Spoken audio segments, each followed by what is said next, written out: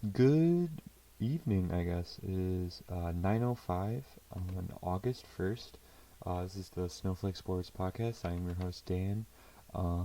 Thank you for tuning in. I'm going to kind of sort of wing this one. I wrote some notes up, but since I don't really watch baseball, and I think the last time we talked was Fritz was on, and we talked about the Westbrook trade, and he's a big LeBron fan, so we kind of talked more about that and like super teams and all that. So this is kind of like a big dead period in sports, at least for me, just because I don't really watch baseball. I try to get into soccer more, which I'm going to talk a lot about uh, in this pod. I'm gonna kind of go in on the women's team, their incredible run, just some things that went on in the news this week.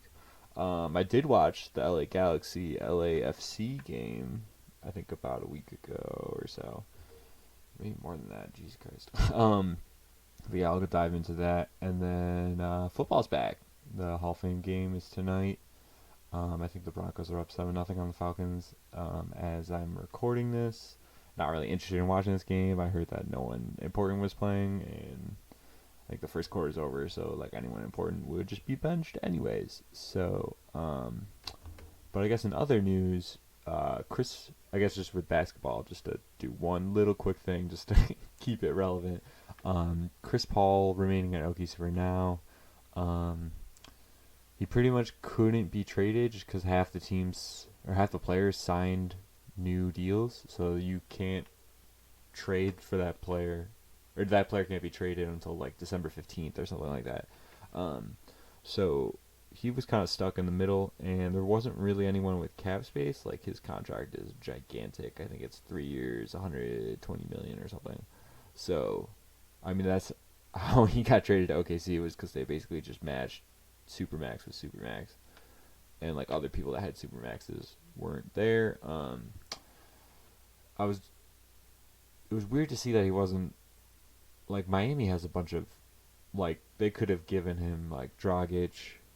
Uh, I don't know. I guess they weren't saying Adebayo, or they weren't trading Adebayo for Westbrook, so they probably weren't trying that for Chris Paul. But it would have been kind of like Miami had the players and the like contracts to match Chris Paul's, and then give OKC more like younger kind of players, I guess. But anyways, so U.S. women's national team, shout out to their World Cup win. Woo, let's go girls, or women, I guess. I don't know. They they won back-to-back World Cups, which is pretty incredible. I mean, dating back to 2011, they've gone to the finals every time. They lost to Japan in that one, and then came back and beat them in 2015. But anyways, so they deserve to get their money. They deserve to get paid. They deserve to have the same facilities, to have the same training, all that kind of jazz. So earlier this week, I think it was Tuesday, U.S. Soccer made this outlandish statement earlier this week that the women made more money than the men from 2010 to 2018. So the U.S. Soccer president Carlos Cordeiro stated that the women made 34.1 million, where the men made 26.4 million, and that allocates. So the men missed the World Cup in 2018. So the men had both two World Cups in 2010, 2014, and the women had two in 2011 and 2015. Um, so, but okay, so technically the women made 8 million more, or like 7.6 million more. But if you look at the actual numbers, so the women's money account for their tenure in the NWSL. Their contracts are paid by U.S. Soccer, so that counts to that 34.1 million. Where the men, the 26.4 million, that's just for U.S. Soccer. Like they get paid separately for their club play. If they play overseas, if they play in the MLS, whatever. So that money doesn't count.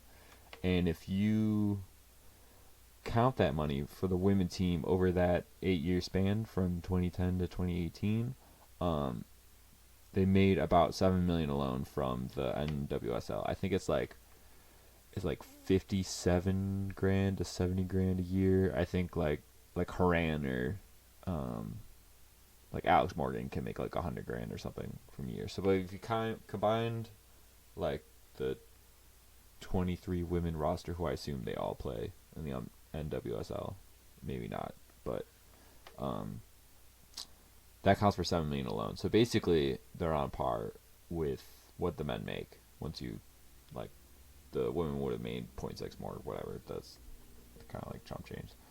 But the problem with this whole assessment is that the women's team may be the best like soccer team ever, or women's soccer team ever, and they're making about the same money as the men who didn't even qualify for the World Cup in 2018. And the way they didn't qualify in the World Cup was atrocious. Like, you shouldn't lose to Trinidad and Tobago at all, ever. Like, no excuses.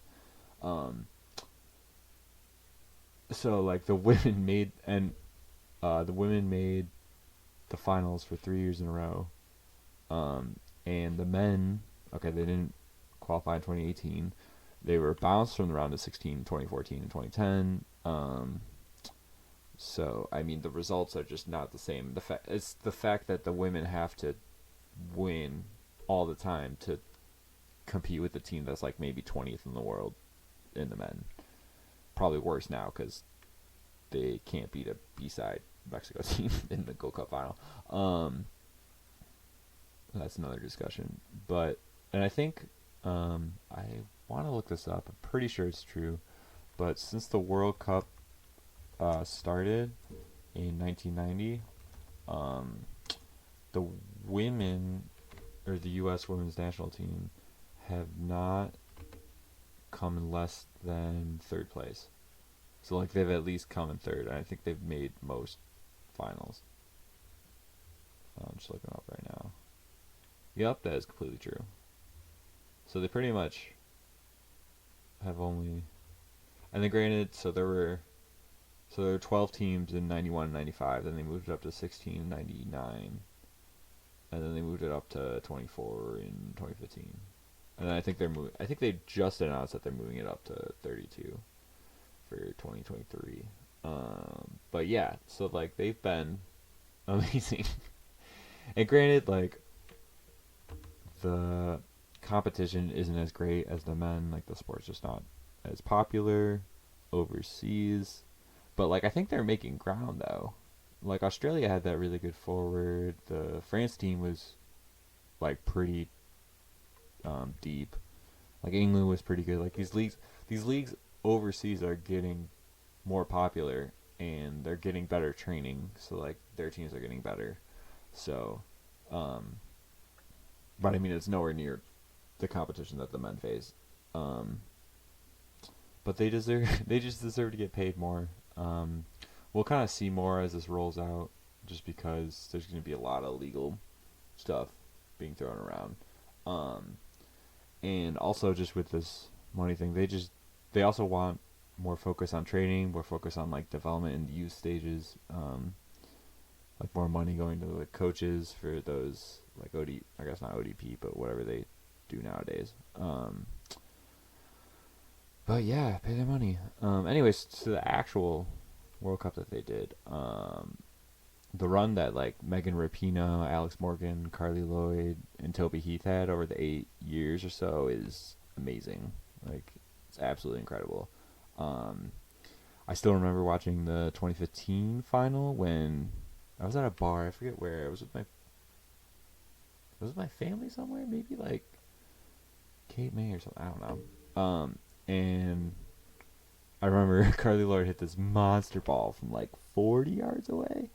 And I think it was either the second or third goal, and this is like before the half. So it was like USA was rocking. They were gonna redeem themselves against Japan, and so like I kept reading because I don't really follow women's soccer until the World Cup happens, and I've been trying to focus more on the NWSL and root for my Portland Thorns, but so the world was getting better. So like I said before, like France, England, Australia, I think Sweden's pretty good, or at least they beat us in the Olympics in 2016. So I thought that would have been a better game in the group play, and it really wasn't. USA didn't play that great, but Sweden did not look like they ever had a chance to score. But the U.S. women's team is so stacked, like, and they just keep getting better and better. I was extremely impressed from the youngins, Rose Lavelle, who had that second goal in the Netherlands game in the final. I was glad. Also, I was just glad she scored that goal because no one wants to win off a PK. Like it was a little controversial. I forget what it was. It wasn't like a handball. Maybe it was like a trip or something. And a little iffy. Also, okay, bothers me that a lot of people say that women's soccer does not flop. That's completely false. They flop. Maybe they flop less than the men, but like go rewind or just go to YouTube, watch like that 90-second the US women versus Spain in the round of 16 of this year. And the two penalties that the women's team get are just like luck. Like, and they flop. Like they clearly flop, and like Alex Morgan flops pretty bad. I don't know, just it's soccer, and people who say that like the women's they're like more gritty, like just shut up. Like you don't watch soccer at all, and then you put on the Women's World Cup every 4 years, and then you just say some outlandish thing on social media, so go away. Anyways, Roosevelt was great, and I'm in love with Sam Ewis. Her passes forward made me so happy, and I wish her the best in the NWSL, even though she plays for the Stupid Courage. I hope she gets a lot more time. I think she came off the bench in the final, but it's so hard because it's just like who comes out. Like you had to have Lindsey Horan in there in the midfield. Like I'm gonna go into Jill Ellis and her resignation that I think she did yesterday. But like you could have put Crystal Dunn in there at midfield, and like me was just like, okay, what do I do? Like play outside maybe? Like, but then you're taken away from. Not Tobin Heath plays up top. I guess Carly Lloyd was older, so she's not playing as much. But still, it's just like to have a player like that come off the bench and like also like Press. I think Christine Press, I think is her first name. Having her come off the bench, like she started for Rapinoe and scored one of those goals against France. I forget who. Maybe Sweden. Anyways, I love Mewis. I love Rose Lavelle. They're gonna do great. Because I think you're not gonna see Lloyd again. Probably not Tobin Heath. Alex Morgan should still play. I don't know how old Megan Rapinoe is. So we will see in 4 years. I'm just gonna look that up real quick.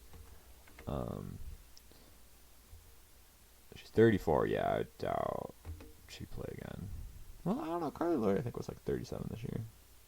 So maybe. Anyways, okay. So Jill Ellis. Let's go into her. She resigned from her role as the U.S. Women's National Team manager.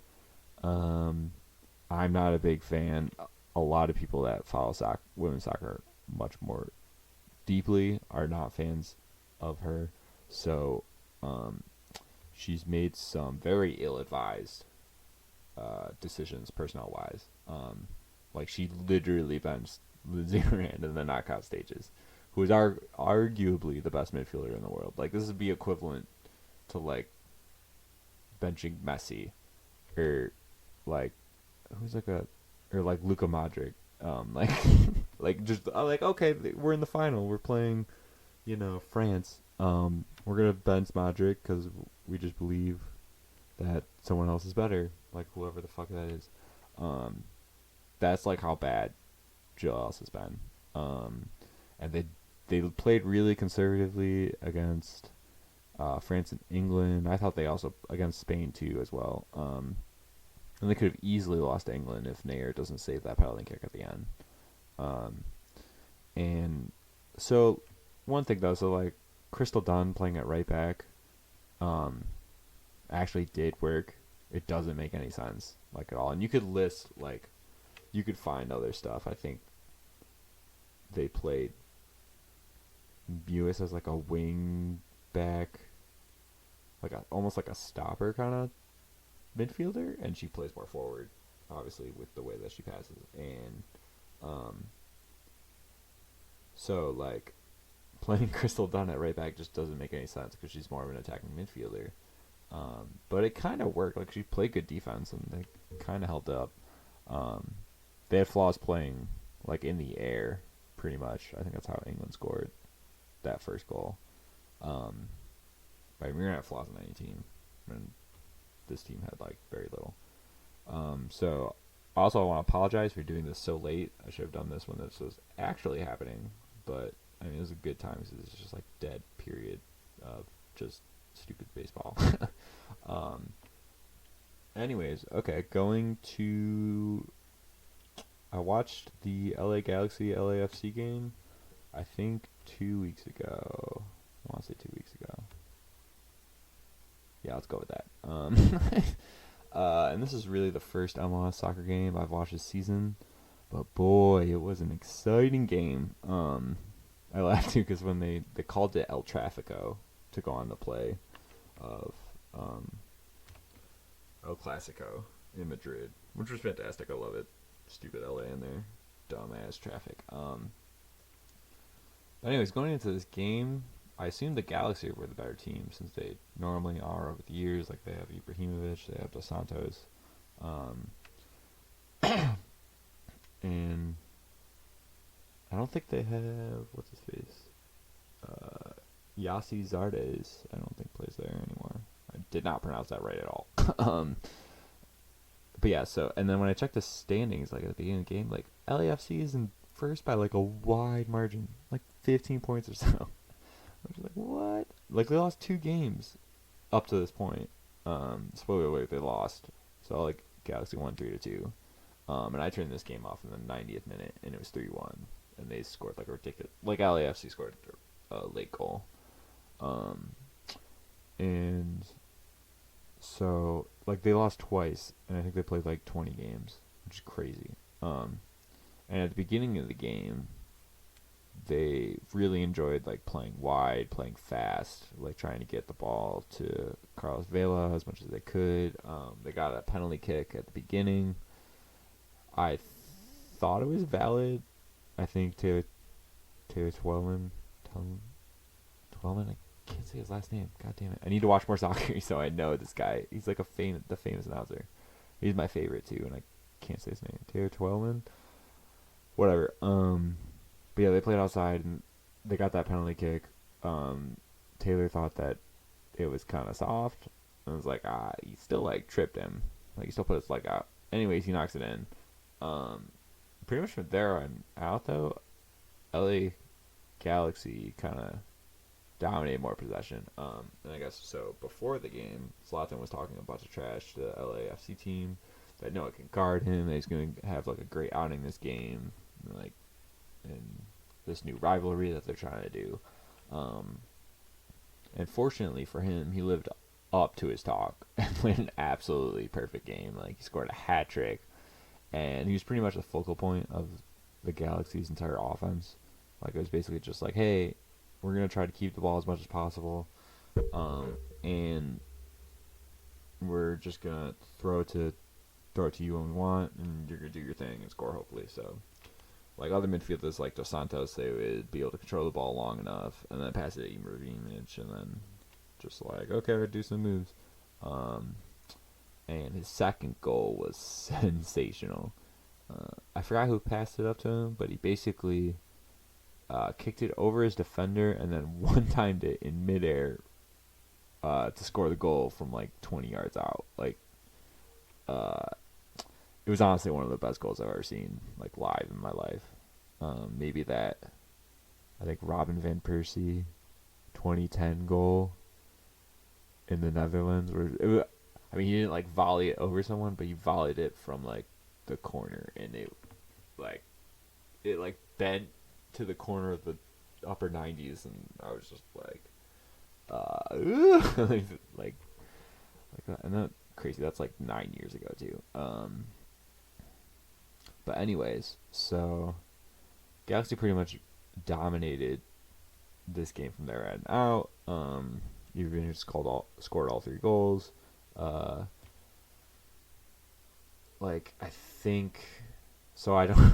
So I know Carlos Vela from watching this game only, and he looked good, but they couldn't really get the ball up to him. And I guess one of the other LAFC midfielders is a lot better than he was. I forget what his name was because Atunia plays for Galaxy, so it wasn't him. But yeah, so I'm gonna try to watch more MLS games. It's just tough when they're on the weekend and you already have plans to do things, and like there was the Timbers Sounders game that was on Sunday, but it's hard to watch on the East Coast because it's at like 10:30 and it doesn't end until 12:30. Work at fucking 7. But anyways, I'll try to do that more. Come up with something. But anyways, American football's back. Woo! Yeah. Sundays won't be so boring. And like I said earlier, the Hall of Fame game is tonight between the Broncos and Falcons. Falcons personnel-wise, I don't think has changed much. They'll actually, I don't know how good they'll be on defense, but hopefully they're more healthy than they were last year. But it will be interesting to see Joe Flacco on the Broncos, since they've typically had younger, like taller, prototypical, inexperienced quarterbacks in the past. So like Case Keenum, Brock Osweiler, Paxton Lynch, another one. But now they have a former Super Bowl winning quarterback. So hey, maybe they could do something. Probably not. Like honestly, everyone knows that Flacco's best days are clearly behind him. And I was never a big fan of his game in the first place. Like me and my dad would always argue. Like I thought Flacco was overrated, and all he could ever really do was just throw deep balls to like Bolden, Jacoby Jones, or Michael Crabtree. Like he just had these sensational wide receivers, and he just didn't. He like had no middle game, and like for me personally, that personified how because Tyrod Taylor was Joe Flacco's backup for 4 years, and like Tyrod Taylor had a terrible middle game. Like the shorter 7-12 passes that Tom Brady has basically perfected. And he just bombs it. Anyways, so, and the Ravens have gone all in on Lamar Jackson, which was a great idea. I think he's great. He may run a little bit too much, and hopefully he can get his accuracy a little down, but like he can make plays with his arm. Like it's not like he's totally inept.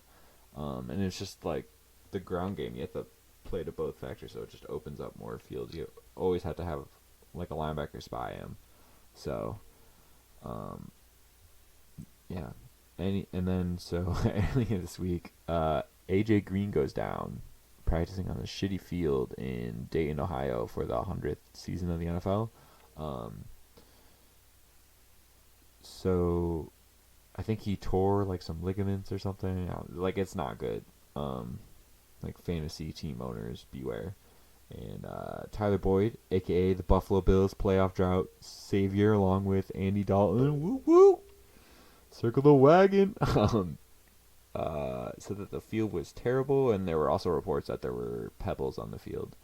So it's absolutely ludicrous that an NFL team had to play on this in order to fulfill some stupid 100th anniversary thing. I assume they played at the University of Dayton's football field. Which, why do you have pebbles on this field? You're like a D1 school. Like, what are you doing? And yeah, so it's like really unfortunate because AJ Green was coming back from an injury anyways. So now he has to deal with this again. The Bengals were clearly the worst team in their division, even with AJ Green, because the Ravens, Browns, and Steelers all look pretty promising heading into the season. Everyone's favorite team is like the Browns now. since they signed Odell. Um, oh, they have Kareem Hunt too. Ooh, I don't know how much he'll play though. Nick Chubb is had a pretty stellar year. But yeah, so AJ Green is supposedly going to miss 6 to 8 weeks. So it's probable that he will miss the first couple games this season. Yeah, so if NFL teams could tank, this would be a great time to tank for the Bengals and try to get that first pick. Because so like you might miss those first 2 games, you might miss the first month, and at that point they'll probably be like 1-3, and it's just like nail it in, you're done. So, and then just kind of wrap it up. I want to talk about the Buffalo Bills because that's my team. That's what I want to discuss. So Mitch Morse, who, if you didn't know, was former starting center for the Kansas City Chiefs, and he signed a 4-year, $44 million deal in March. And he was sidelined with concussion protocol earlier this week, so that's not looking good. Like he was supposed to fill in a big hole at the center since we lost Eric Wood a year ago. Yeah, so end of 2017, retired. He didn't play last year. And like Russell Bodine and Ryan Groy were trash, and they couldn't stop anyone. Josh Allen had to run pretty much all the time, like the pocket would collapse. So they signed this offensive lineman, Nico Siragusa, who is no relation to Tony Siragusa, the famous Ravens offensive tackle. Anyways, he was an announcer, won a Super Bowl. What's funny is this Nico Siragusa was also drafted by the Ravens, but he tore his ACL, MCL, and PCL in practice during training camp in 2017, so it ended his rookie season. Like, that just sounds terrible. I don't know what happened, but it sounds awful. Then he was cut from the Ravens in 2018. He re-signed with the practice squad. Then he eventually signed with the Packers in the middle of December. But then he was away from the team on April 29th. Then the Colts signed him in early June, but then they cut him before training camp. So he's kind of been like around the league trying to find a team fit on him. He has not played a single NFL game yet, so I don't think we'll see him start, but it's more of just like an emergency signing. Since Morris is on concussion protocol, honestly, I couldn't really tell you. So Deion Dawkins, I think, is the left tackle, and I couldn't tell you who else is on this line because it's like But Morse was supposed to be great. Like, he was a good signing that Brandon Beane got over. But his injuries, so I guess he's had concussional issues in, I think, 2018, 2015, and then 2016 and 2017 he had like ankle issues, so he's missed about a quarter, I think, of his like games he could have played, which is not great, especially when you're trying to depend on him. And now Russell Bodine is getting reps with the first team, so that's fantastic. Well, that's great to hear. And yeah, so anyways, going to the signing of Siragusa, it was just an emergency since other offensive linemen have either retired, aka Isaac Asiata, or were released due to injury, which is what happened to Jeremiah Sirles. I honestly don't know who either of those people are, but like, they seem backup plans, which is kind of weird because I also saw that they have 15 offensive linemen on their training camp, which will probably cut down to 9, I think. I think that's what they normally do, 9 or 10. Sometimes they don't have a backup for every position on the line, since like someone who plays right tackle can play left tackle, and vice versa, with like guards. Also, though, I read that Ed Oliver is tearing it up on defense. Like, he's blowing through. Like, in the beginning, he wasn't really as focused and wasn't really there, but like now he's getting his groove. And you could say, right, like, because he's not playing against Morris or like that. I guess. I guess he would be the only. Like, he's still playing as Deion Dawkins, and he's still like blowing people off. So good signs. Good signs. I mean, their defense is always great. They'll still be good with like Jerry Hughes, Micah Hyde. I forget which Brown brother is the linebacker because I think one of them left. Um, but yeah, and then Trey White at corner, like this team is such a defensive team. And then it'll be good offensively though too, because like Josh Allen's second year, maybe he'll be more accurate, probably not. And I'm still not really signed on to him.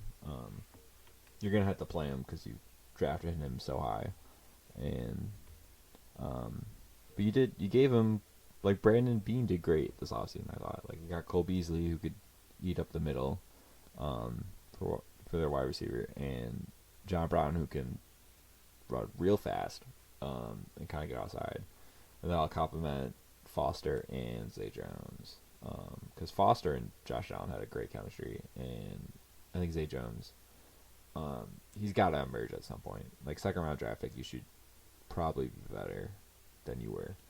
And hey, maybe it's just that he hasn't worked with Josh Allen a lot. Maybe, I don't know. But yeah, we'll see. I'm projecting them to go 6-10 this year, because the Jets should be good. Like, they got Le'Veon Bell.